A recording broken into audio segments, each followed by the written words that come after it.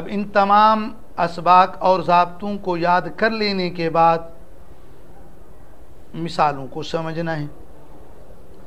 यहाँ कंप्यूटर में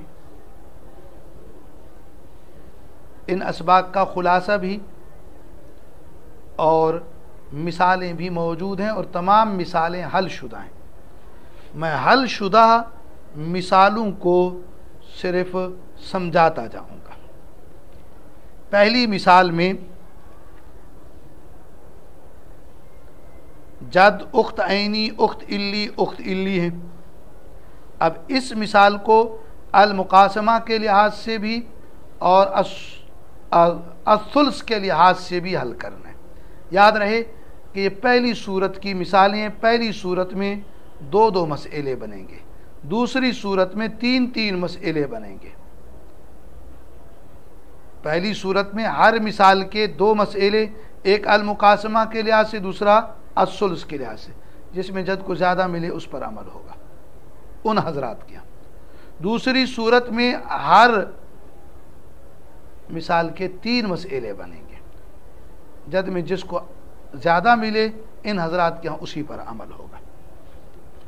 तो जो मिसाल मैंने बयान की है इसको अल मुकासमा के लिहाज से देखना है। पहले अल मुकासमा के लिहाज से मसला बनाया असबे की तरह।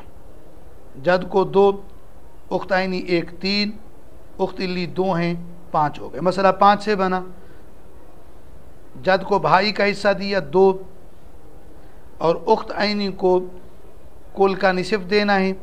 पाँच का निसिफ नहीं हो सकता तो निसिफ के मखरज दो के साथ ज़रब दी, 10 हो गए। जद की इसे दो में भी ज़रब दी, 4। तो उख्त ऐनी को 10 का निसिफ 5 दिया। जद को 4, उख्त ऐनी को 5, 9 मिल गए। बाकी बादा बनिल आयान 1 है। जैसे इल्लियों के बारे में बताया गया था कि ऐनी से बचेगा तो देंगे वरना नहीं। यहाँ 1 बचा है, 1 की तस्हीह की, 2 के साथ ज़रब हुई सब में, तो मसला 20 हो गया। जद को 20 से 8 मिला है जो कि निसफ से कम है, सुलुस से ज़्यादा है। और इसी मिसाल को असुलुस से हल करना है। मसला सुलुस 3 से बनेगा, जद को सुलुस 1 मिलेगा।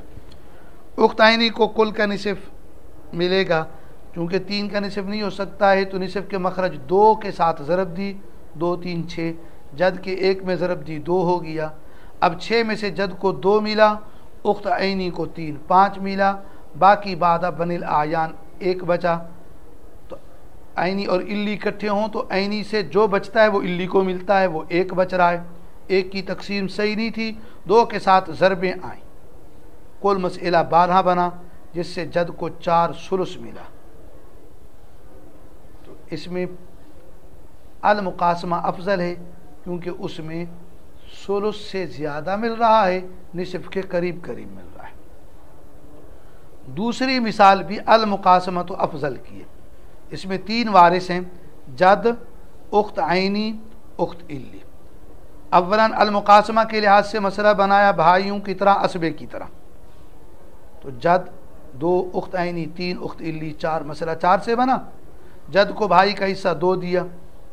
उख्त ऐनी के लिए निसफ है, 4 का निसफ 2 उसको मिल गया। उख्त इल्ली के लिए कुछ ना बचा, क्योंकि उख्त इल्ली के लिए ये है कि ऐनी से बचे तो मिलेगा वरना नहीं।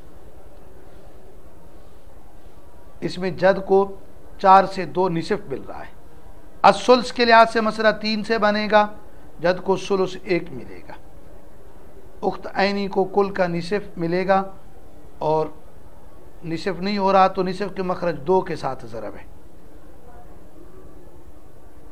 मसला 6 हो गया। जद का हिस्सा 2 बन गया। 6 में से 3 निसफ उख्त ऐनी को मिला, उख्त इल्ली के लिए 1 बचता है। तो यहाँ जद को सुलुस मिलता है, अल मुकासमा में निसफ मिलता है, इसलिए पहली सूरत अफजल है। इमाम रहमतुल्लाह अलैह ने यह मिसाल इसलिए ज़िक्र की है कि यहाँ उख्त इल्ली महजूब है, लेकिन महजूब होने के बावजूद मसला बनाने में उसको शुमार किया था अल मुकासमा में। इसलिए मसला 4 से बनाकर जद को 4 से 2 दिया था जो कि निसफ बनता है। अगर उख्त इल्ली को शुमार न करते तो जद और उख्त ऐनी से को मिलाकर मसला 3 से बनता है। और जद को भाई का हिस्सा 2 मिलता, उख्तैनी के लिए 1 बचता, वहाँ जद को ज़्यादा मिलता तो जद को नुकसान देने के लिए इल्लिया को शुमार किए। तीसरी मिसाल अस्सुल्स अफजल किए, इसमें 4 वारिस हैं, जद अखऐनी अखऐनी अखऐनी। अस्सुल्स के लिहाज से मसला 3 से बनेगा, जद को सुलुस 1 मिलेगा, बाकी 3 बचता है, तो जो जद के बाद बाकी बचा वो तमाम ऐनिया को 3 दे दिया ना, 2 बचता है वो तमाम ऐनिया को दे दिया। उस 2 की तकसीम 3 भाइयों पे दुरुस्त नहीं, 3 के साथ तमाम में ज़रब चली, तो मसला 9 होकर जद को 3 मिला जो कि सुल्स है। अल मुकासमा में जद को भाई बनाकर असबे की तरह मसला बनाया, 4 है, मसला 4 से बना, जद को 1 मिला, बाकी ऐनिया के लिए 3 बचता है जिसकी तकसीम बिल्कुल दुरुस्त है। तो अल मुकासमा में जद को 4 से 1 मिला जो कि रुबो है, असुलस में सुलस मिला तो सुलस अफजल है। एक तीसरी मिसाल है जिसमें मुकासमा और सुलस दोनों बराबर हैं, 3 वारिस हैं, जद अखऐनी अखऐनी। अल मुकासमा के लिहाज से असबे की तरह मसला 3 से बना, जद को भाई का हिस्सा 1 दिया, बाकी 2 ऐनिया में भी 1-1 तकसीम हुआ। असुल्स के लिहाज से मसला 3 से बना, जद को सुलुस 1 मिला, बाकी 2 भाइयों में तकसीम हुआ, तो अल मुकासमा और सुल्स दोनों बराबर है। एक और मिसाल है, उसमें 3 वारिस हैं, जद उख्तान ऐनी उख्त इल्ली। इसको अल मुकासमा की तरह हल किया जाए तो मसला 5 से बनेगा, जद 2 उख्तान ऐनी 2, 4 उख्त इल्ली 1 5। जद को भाई का हिस्सा दिया 2 और उख्तान ऐनी को सुल्सान की हद तक देना है, और यहाँ बाकी सुल्सान बनता ही नहीं है,